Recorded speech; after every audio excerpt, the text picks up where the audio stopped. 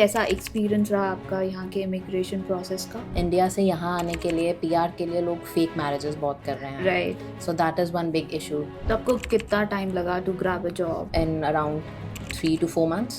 आप एक आइडिया दोगे कि what are the different roles and what is the corresponding salary ranges for them? It can go up to 150, 180. Hi, this is Harsh and you are watching us on Workwise Canada. आज की हमारी guest है Manpreet Kaur. She is working in insurance sector as recovery specialist. ये 2022 में India से Canada आई हैं and she grabbed a job within 3 to 4 months.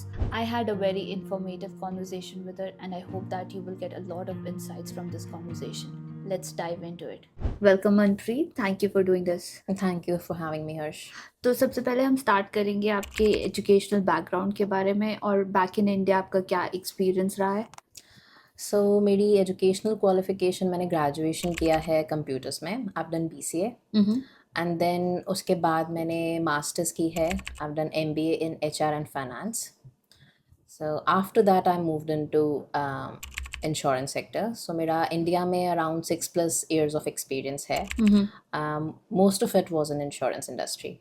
Okay, so how was the process of coming to Canada and कैसा experience रहा आपका यहाँ के इमिग्रेशन प्रोसेस का? सो मैं यहाँ पे अप्रैल 2022 में मूव हुई and I moved here after my marriage. Okay. So मैं स्पाउसल पीआर पे आई थी यहाँ पे. My husband was here already. So immigration process for me, it was, I'll not say it was very hard, but it went smooth. Okay. So average time spousal PR का is approximately 10 months to 12 months. So मेरी PR को approximately 10 months ही लगे थे. Wow. So struggle in spousal PR is different than आप अगर खुद से PR लगा के आते हैं या फिर आप किसी और जैसे स्टूडेंट वीज़ा पे आते हैं. सो फॉर मी जैसे स्पाउसल पीआर में आपको आइल्स नहीं देना है. सो आपका कोई एजुकेशनल बैकग्राउंड चेक नहीं होता है. Okay. But in this case like मेरी अरेंज्ड मैरिज थी. सो एक प्रॉब्लम जो स्पाउसल पीआर में है इज़ कि अभी इंडिया से यहाँ आने के लिए पीआर के लिए लोग फेक मैरिजेस बहुत कर रहे हैं. Right. So that is one big issue. तो फॉर मी जैसे मेरी अरेंज्ड मैरिज थी तो you have to prove that कि आपका रिलेशनशिप जेन्युइन है. सो आपको उसके लिए बहुत सारे प्रूफ्स देने पड़ते हैं. So it's very lengthy documentation starting from आपका मैट्रिमोनियल साइट पे जो चैट हुआ है, देन जितनी बार भी आप मिल रहे हो आपकी फ़ोन की चैट हो गई, जब आप मिल रहे हो आपकी फ़ोटोग्राफ्स हो गई, यू गोइंग फॉर डिनर आपकी बिल्स हो गए. तो things like that you have to collect everything and आपको वो सब लगाना है टू प्रूव कि हाँ आपका पूरा पीरियोडिकल कि स्टेप बाय स्टेप आप कैसे मिले क्या हुआ. सो आपको वो सब डॉक्यूमेंट्स मेंटेन करने हैं. So you have to prove कि हाँ रिलेशनशिप जेन्युइन है. So that is one thing जो थोड़ा सा because of fake marriages in doubt आ गया है would say. So that is bit tricky. But अगर आपके पास सब प्रूफ्स हैं जेन्युइन है so things can go smooth. So it was smooth for me. Okay, yeah basically आपको एक टाइमलाइन बनानी पड़ती है from the Right. Point you met and then up to a point where you are applying a visa. हाँ आपको हर चीज़ का proof देना है बेसिकली टू शो देम कि हाँ ये सब किस टाइम स्टैम्प्स के साथ हुआ है. Right.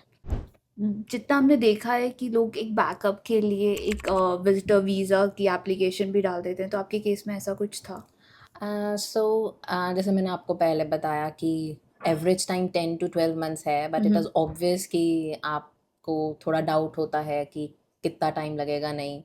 So as time passes जैसे 6 महीने हो गए 8 महीने हो गए, एक तो अपडेट्स बहुत स्लो आते हैं. So you are not sure कि आपकी फ़ाइल किस स्टेटस पे है, क्या प्रोसेस चल रहा है बैकग्राउंड में. तो आपको कहीं ना कहीं टेंशन तो रहती है. So for me it was same कि 6-7 months हो गए थे तो कोई खास अपडेट नहीं था हमारे पास कि क्या हो रहा है. So we applied for visitor visa okay. कि जस्ट एज अ बैकअप कि हाँ अगर नहीं लगा साल निकल जाएगा सो कुछ तो हो हाथ में. बट मेरा विजिटर वीज़ा रिजेक्ट हो गया था. Okay. Yes. So on the grounds कि आपकी पीआर फाइल ऑलरेडी प्रोसेस में है. सो दे डाउट योर इंटेंशंस कि आप विजिटर वीज़ा क्यों अप्लाई कर रहे हो. ओके. सो उनकी तरफ से it's right as well. But when you are applying तो आपको इतना डाउट होता है, तो मोस्टली लोग मतलब अपने सर्कल में मैंने काफ़ी देखा था जो लोग अप्लाई कर रहे हैं, बट ऐसा नहीं है कि सबका रिजेक्ट हुआ था। तो जब मैंने अप्लाई किया था, मेरे नोन में जिस टाइम पे मेरी रिजेक्शन आई, 2-3 लोग मेरे ही नोन में थे जिनका अप्रूव भी हुआ था। Okay. So but I think it depends case to case कि आपकी फाइल में भी किस स्टेटस में है, तो मेरा रिजेक्ट हो गया था, बट ग्रेजुअली इन 10 months मेरा पीआर का हो गया, सो इट Everything worked या for you. So जब आप यहाँ पे आ गए, so what was the job preparation you did and how was the process of finding a job? तो यहाँ पे आने से पहले मैंने when I was in India, so 2-3 महीने पहले ही मैंने जैसे लिंक्डइन पे कनेक्शंस बनाने स्टार्ट कर दिए। LinkedIn plays a very important role है। इतना लाइक मेरे एक्सपीरियंस में इंडिया में हम शायद इतना ज़्यादा नहीं है, लिंक्डइन पे उतने एक्टिव नहीं होते, बट यहाँ पे बहुत फ़र्क पड़ता है उससे। Okay. सो आपके कनेक्शंस हों, लाइक मैंने वहाँ पे इंडिया में जब मैं थी तो मैंने वहीं पे कनेक्शंस ऐड करने स्टार्ट कर दिए जो यहाँ पे मेरी इंडस्ट्री में हैं। जो इंश्योरेंस सेक्टर में रिक्रूटर्स थे उनको ऐड करना स्टार्ट कर दिया। I started talking to people जो यहाँ पे इंडिया से मूव हुए हैं। सो आई आस्क्ड देम कि उनकी जर्नी कैसी रही, वो कहाँ पे काम कर रहे हैं, how did they get their job, तो थिंग्स लाइक दैट। उससे आपको काफ़ी हेल्प हो जाती है। तो मेरे केस में मुझे वहाँ से काफ़ी गाइडेंस मिला Okay. कि उन लोगों को यहाँ पे कैसे जॉब मिली, उनका वहाँ पे इंडिया में क्या एक्सपीरियंस था। और यहाँ पे मूव होने के बाद I started applying for job, तो वो भी मैं मेरे लिए लिंक्डइन वर्कड। Okay. सो जैसे यहाँ पे रेफरल्स भी बहुत हेल्प करते हैं। सो अगर आपके फ्रेंड्स का रेफरल मिल जाए कोई अच्छी कंपनी में, किसी जॉब लाइक आप किसी पोजीशन पे हो, तो आपको ओपनिंग है, आपका रेफरल लग जाए तो you get a preference. Okay. मैंने वो भी ट्राई किया था, बट मेरे लिए दैट डिडंट क्लिक। Okay. तो मैं लिंक्डइन पे भी अप्लाई करती रहती थी jobs. So it was almost आप रोज़ ही करते हो because you are somewhere worried कि कब मिलेगी जॉब। Right. तो आप रेगुलरली जहाँ देखते रहोगे, अप्लाई करोगे। सो आई वाज आल्सो अप्लाइंग। जैसे यहाँ पे लैंड होने के बाद I think around after 2 weeks मैंने जॉब हंट स्टार्ट कर दिया था। Okay. तो मैं डेली अप्लाई करती थी जॉब्स पे, एंड रेफरल्स के थ्रू भी किया मैंने ट्राई, बट मेरा लिंक्डइन पे अप्लाई करने के through I got the offer. So did you pay attention to your resume building? How was that? Yes, so Indian resume format और Canadian is very different. So आपको अपना resume up to date Canadian format के हिसाब से रखना पड़ता है, so that your resume is highlighted जब आपका basically आप application submit करते हो। एंड ऑल्सो यहाँ पे मैं ये भी मेंशन करना चाहूँगी, जब आप लिंक्डइन पे अप्लाई करते हो तब भी you have to be very active in there. So एक जॉब पोस्टिंग निकलती है, there are hundreds of people जो अप्लाई Right. करते हैं। सो अगर आप इनिशियली फर्स्ट 30-40 एप्लीकेंट्स में हो, आई वुड से, तो it is always better because within 1 day you get 100 applications for that job. Right. तो उसके बाद आपका chances of getting your application noticed थोड़ा सा कम हो जाता है। You have to be active in there. Right. So was there any bad experience कि आपने LinkedIn में किसी को contact किया और उन्होंने respond नहीं किया हो? Yes, so it was a mix. So I would say person to person depend करता है, Right. maybe. Some people were very helpful. मैंने जैसे even when इंडिया से भी मैंने यहाँ पे कांटेक्ट किया, तो काफ़ी लोगों ने तब भी हेल्प करने की ट्राई की। दे गाइडेड मी, उन्होंने अपना एक्सपीरियंस शेयर किया। तो आपको हेल्प के साथ आई वुड से आपको बहुत एक मोटिवेशन भी मिल जाता है कि हाँ this thing work for that person, तो हाँ शायद मेरे लिए भी हो जाएगा। Right. बट ऐसे भी एक्सपीरियंस थे कि I message some people and they don't respond, Okay. या फिर आप एक कॉन्वर्जेशन में आप हफ्ते 10 दिन बाद एक मैसेज का रिप्लाई कर रहे हैं। So it's a mix, but overall मेरे लिए most of the people were like really helpful. तो आपको कितना टाइम लगा to grab a job? So मेरी first job offer came in around 3 to 4 months. Okay. Pretty quick. Yes. So मेरे लिए plus ये था कि मेरा इंडियन एक्सपीरियंस काउंट हो गया। Okay. So I got a good offer in 3 to 4 months। Okay. मुझे अपनी इंडस्ट्री में मिल गई जॉब। जब आप मूव करते हो यू ऑलवेज होप कि मुझे मेरे एक्सपीरियंस पे मिल जाएगी, but back of the mind कहीं ना कहीं एक डर होता है।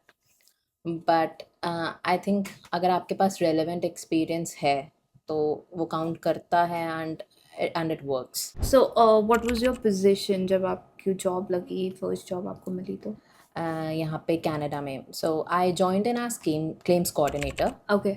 So उसके बाद around 10 months मैंने claims coordinator पे ही काम किया है, and then Okay. I got promoted to subrogation specialist. Okay. Currently I'm working as subrogation specialist. Wow. So जैसे आपने बताया कि claims coordinator आपने ऐसे join किया था, so what were your job responsibilities during that, and after your promotion how those job responsibilities got changed? जब मैंने claims coordinator role पे join किया, so I was in recoveries department. So basic responsibility of claims coordinator is handling of the claim. Okay. So आपके पास recoveries की file आती है, so you do investigate the claim and आपको file को basically you negotiate with the third party and settle the Okay. claim. Okay. So फर्क then after that I got promoted to subrogation specialist.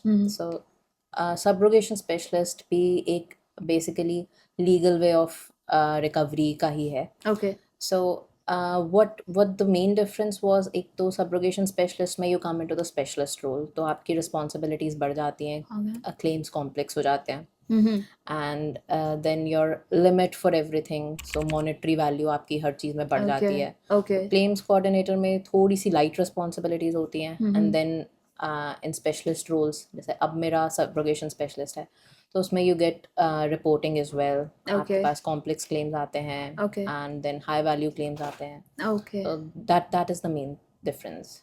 तो आपने जैसे बताया कि limits increase हो जाती हैं, what are those limits? So for example, when I joined in as claims coordinator, so her company का different है, but just as an example, तो आपके पास claims आ रहे हैं for example $30,000 की value तक, okay. and then after that when you move one level up, so आपकी limit increase कर दी, as in monetary value increase कर दी, तो आपके Okay. पास complex claim आएंगे, they are of maybe 100K. Okay. So उस sense में आपकी responsibility बढ़ जाती है. बेसिकली लायबिलिटी इंक्रीज हो Right, जाती है. right. आप एक आइडिया दोगे कि what are the different roles and what is the corresponding salary ranges for them in your profession? Okay. So I would start with supporting role. जैसे entry level roles में आ जाता है कस्टमर केयर में, तो आपके पास उसकी salary ranges around 30,000 starting. And then moving up we have supporting role in as claim assistant. तो उसकी सैलरी रेंज आ जाती है, it starts around 35,000 पे. Okay. And then moving up, we have underwriters, we have claim adjusters, जिनकी salary would be approximately 45,000 starting, and then it goes up to 60-70K, इतनी तक range है उनकी. And then after that we have specialist roles, जिनमें आ जाएगा जैसे subrogation specialist हो गया, then we have loss control specialist. इनकी range is approximately 55 starting. So I would say 50 to 55 इनकी starting है. Okay. And then after this we have claims actuary. उनकी range is approximately 60,000 starting, and it goes up to around 150K. Okay. And उसके बाद हमारे पास team lead roles आ जाते हैं, जैसे managerial roles हो गया, इंश्योरेंस मैनेजर हो गया, रीजनल मैनेजर हो गया. So for them salary range starts somewhere around 80K, and it can go up to 150-180. Okay. Depending upon जैसे आपकी कितनी बड़ी कंपनी है, आपका कितना एक्सपीरियंस है, so it varies accordingly. So how can new immigrants get into your profession? Is there any course you would like to recommend? So new immigrants के लिए I think experience is very important. अगर आपके पास relevant experience है insurance industry का, so I think that can really help. Okay. तो अगर आपके पास यहाँ की एजुकेशन नहीं भी है specific, you don't have any certification और समथिंग, बट आपके पास एक्सपीरियंस है, तो it can work. Okay. In my case also मेरे पास एक्सपीरियंस था इंश्योरेंस इंडस्ट्री का, तो like before I moved to Canada मेरा वहाँ पे around, as I mention before, around 6 years experience था.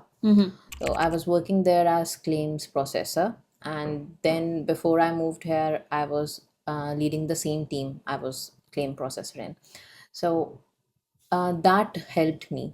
Okay. तो but मैंने यहाँ पे आके initially कोई कोर्स नहीं किया, so मुझे एक्सपीरियंस के बेसिस पे they counted everything, so I got a offer accordingly. So same I would recommend जो इमिग्रेंट्स यहाँ पे आ रहे हैं, अगर आपके पास एक्सपीरियंस है that can work for you, but अगर आप कोर्स करना चाहते हैं, जो मैं डेफिनेटली रिकमेंड करूँगी विद टाइम, अगर आप इनिशियली एकदम आके नहीं कर पाए बट व्हेन यू स्टार्ट, तो I would recommend CIP. Okay. So it's Chartered Insurance Professional, so that is the best course you can do here. Okay. So yes, I think that can really help. जितनी भी job postings होती हैं, so moving up the ladder as well, आपको हमेशा एक preference मिलेगा Okay. if you're pursuing CIP or if you've completed that. What is the duration of this course you talked about, and इसकी fee structure क्या होती है, कितना time लगता है, कितने कोर्सेज होते हैं? So it's a long course. So total 10 courses हैं CIP में. Okay. So 5 of which are mandatory and उसके बाद आपको 5 choose करने होते हैं. Difficulty level पे भी I would say starting के courses फिर भी comparatively आसान है. But overall course is a bit difficult. Okay. Fee structure इसका per course is around $1,400-$1,500. Okay. But अच्छी चीज़ ये है, जितनी भी इंश्योरेंस कंपनीज यहाँ पे, जितनी भी अच्छी इंश्योरेंस कंपनीज हैं, they do reimburse your fees. Okay. So आपको once you complete your course, तो आपको आपकी फ़ीस रीइम्बर्स हो जाती है. So that's really helpful. Okay. बस एक इसमें होता है कि आपको हर कंपनी की लिमिट डिफरेंट होती है. सो एनुअली आपका एक सेट होता है कि आपको इतना ही रीइम्बर्समेंट मिलेगा एजुकेशनल का. Okay. So mostly educational reimbursement is around 2,000 2,500 इतना Annually? है. यस. Okay. सो इतना यूजुअली कंपनीज देती ही हैं. सो Okay. That really helps. अगर आप 2-3 कोर्सेज कर रहे हो, सो आपका कुछ अपनी पॉकेट से जाएगा. Okay. सो बट दैट्स, अगर आपको 2500 भी मिल जाता है, सो Okay. That's a help. So apart from preference, is there any other help this course provides in your profession? Definitely आप अपस्किल होते हैं. सो आपको एजुकेशनल लर्निंग काफ़ी अच्छी मिलती है. एंड प्रेफरेंस तो डेफिनेटली है ही है. और अगर आपको मूविंग अप द लैडर, आपको टीम लीडर के रोल में जाना है, तो definitely you need CIP. Okay. Is it mandatory? It's not mandatory, preference ही है. Okay. बट मोस्टली लोग अभी जो मैंने देखा है सब कर रहे हैं. सो इट इज़ लाइक कि आपको आपके सारे कॉम्पिटिटर्स जो होंगे, Okay. So, You get an edge. yeah, so Okay. I think it will not be mandatory, but it will become a necessity. Okay. Coming back to my last question. So what are the next plans for you? As I said, CIP बहुत important है for now. So I've also started doing CIP. So अभी मैंने Okay. first course किया इस semester में. Okay. So 10 courses हैं total. And आपके जैसे last question में आपने time duration पूछा था, so I missed that. So basically approximately 2 years का है ये course. Okay. But when you're not doing it every semester, आप job के साथ कर रहे हैं, so it's not a fixed timeline. Okay. So you can take 1 course per semester, you can Okay. take 2, so it depends Okay. upon you.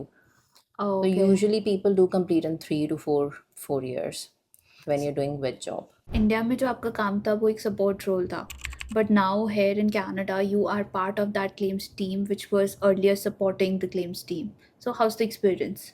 India में different experience था which was good. और यहाँ पे being part of that team जिसको आप पहले India में support कर रहे थे, सो डेफिनेटली जॉब रिस्पॉन्सिबिलिटीज़ का बहुत फ़र्क है. ओके. सो वहाँ पे मोस्टली आपके पास, क्योंकि आउटसोर्स्ड काम होता है, तो सपोर्टिंग रोल्स ही होते हैं in back in India. So यहाँ पे it's more challenging I would say, and it is more interesting as well. Okay. तो आपका लर्निंग भी यहाँ पे ज़्यादा है in comparison when you are working there supporting the team. Okay. So now we will come back to our last segment, that is a rapid fire. So I will ask you quick questions and you can probably answer in yes or no and give a one-liner as of a reason. Okay. So we'll start with the first question. Do you think your profession has good salaries as compared to other professions like IT? So one word would be no. Wow. Yes. So definitely अगर आप compare करेंगे तो नहीं. But otherwise I would say कि it's not bad either. Okay. So as in how you grow, तो आपकी salary भी अच्छी हो जाती है. So do you think of moving back to India anytime soon? No. So I think there's a reason you moved here. So यहाँ पे work life balance अच्छा है, quality of life अच्छी है. So you do miss things in back in India. आपको जैसे आप वहाँ का culture miss करते हो, you miss going back to your family there. But overall I would से यहाँ पे सब अच्छा है. So nowadays we see that there are less opportunities for new immigrants here in Canada. So do you still think that Canada is a good country for new immigrants? Um, I think yes, it's definitely a good country to move to. But अगर मैं market को compare करूँ when I moved in here in 2022, Mm-hmm. तो definitely बहुत opportunities में फ़र्क पड़ा है. Right. When I moved in, market was good, Mm-hmm. but right now काफ़ी ज़्यादा challenging चल रही है market. So people are being laid off. New openings बहुत कम है. सो डेफिनेटली स्ट्रगल ज़्यादा है इस टाइम पे न्यू इमिग्रेंट्स के लिए. But I think yes country अच्छी है आने के लिए. सो अपॉर्चुनिटीज़ कम हैं. It's bit hard right now, but I think things will be better. इसके अलावा डेफिनेटली जब आप प्लान कर रहे हो मूव करने के लिए यहाँ पे, आई वुड सजेस्ट कि आप अपना रिसर्च करो. जिस फील्ड में आप हो उसके बारे में अच्छे से सर्च करके मूव करो, so that you have an idea कि यहाँ पे market में क्या है. So thank you for doing this, Manpreet. Also, I will give your details in the description below. So if anyone has any questions, we can surely answer them. Thank you. Sure, thank you.